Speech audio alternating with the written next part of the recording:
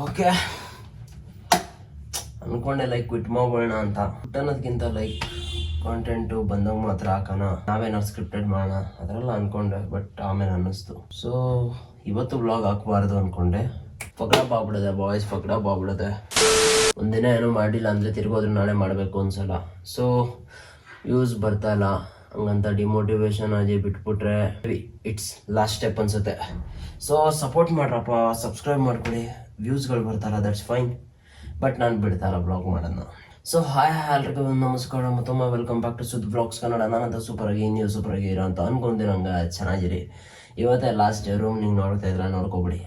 ಕಂಪ್ಲೀಟಾಗಿ ಸ್ವಲ್ಪ ಚೇಂಜ್ ಮಾಡ್ತೀನಿ, ಕ್ಲೀನ್ ಮಾಡಬೇಕು. ತೋರಿಸ್ತೀನಿ ನಿಮಗೆ ಬಿಫೋರ್ ಆಫ್ಟರ್ ರೂಮ್ ಹೆಂಗಿತ್ತು ಅಂತ.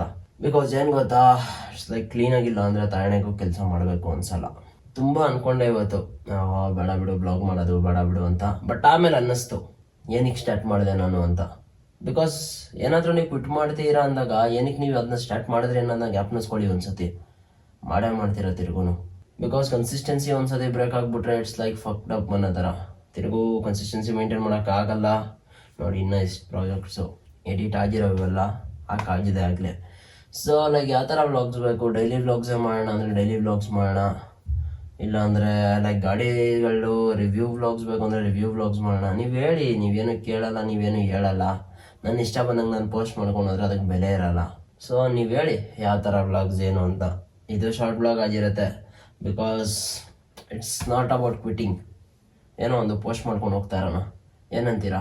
ಯಾರು ಹೊಸೊಬ್ರು ಇದ್ರೆ ಬೇಕಾ ಸಬ್ಸ್ಕ್ರೈಬ್ ಮಾಡ್ಕೊಳ್ಳಿ ಮತ್ತು ಶೇರ್ ಮಾಡಿ ಫ್ರೆಂಡ್ಸ್ಗೆ. ಬೀಯಿಂಗ್ ಕನ್ನಡ ಕ್ರಿಯೇಟರ್ ಕಷ್ಟ ಐತೆ, ಟು ಬಿ ಆನೆಸ್ಟ್ ಕಷ್ಟ ಐತೆ. ಹಿಂದಿಲೆಲ್ಲ ಏನು ಗೊತ್ತಾ, ಸ್ಕ್ರಿಪ್ಟೆಡ್ ಮಾಡ್ತಾರೆ, ಇಟ್ಸ್ ಲೈಕ್ ಮಿಲಿಯನ್ ವ್ಯೂಸ್ ಆ ಥರ ಲೆಕ್ಕಾಚಾರ. ನಮ್ಮ ಕನ್ನಡದಲ್ಲಿ ಹೆಂಗೆ ಅಂದರೆ ನಮಗೆ ಗೊತ್ತಿರೋ ನನ್ನ ಮಕ್ಕಳನ್ನೇ ಸ್ಟೋರಿಗೆ ಹಾಕಲ್ಲ, ನಮ್ಗೆ ಗೊತ್ತಿರೋರೇ ಶೇರ್ ಮಾಡಲ್ಲ. ಬೆಳೆಯೋವರೆಗೂ ಹಂಗೇನೆ, ಬೆಳೆದಾದ್ಮೇಲೆ ಬರ್ತಾರೆ ಕಾಲು ನೆಕ್ಕೊಂಡು, ಅಷ್ಟೇ ಆಗೋದು ಲೆಕ್ಕಾಚಾರ ಇಲ್ಲಿ. So that's fine. ಯಾರು ಸಪೋರ್ಟ್ ಮಾಡಲಿ ಸಪೋರ್ಟ್ ಮಾಡಲಿಲ್ಲ, everything will be fine and good, ಆಯಿತಾ? ಹೆಂಗಿದ್ರು ನಾನು ಸ್ಟಾಪ್ ಮಾಡಲ್ಲ ಬ್ಲಾಗ್ ಮಾಡೋದನ್ನ. ಸೊ ಇಷ್ಟು ಹೇಳಬೇಕಾಗಿತ್ತು. ಲೈಕ್ ಕಾಮೆಂಟ್ ಹಾಕಿ, ಕ್ವಿಟ್ ಮಾಡೋಣ ಇಲ್ಲ ಕಂಟಿನ್ಯೂ ಮಾಡೋಣ, ಯಾವ ಥರ ಬ್ಲಾಗ್ ಬೇಕು ಏನು, ಅಷ್ಟೇ.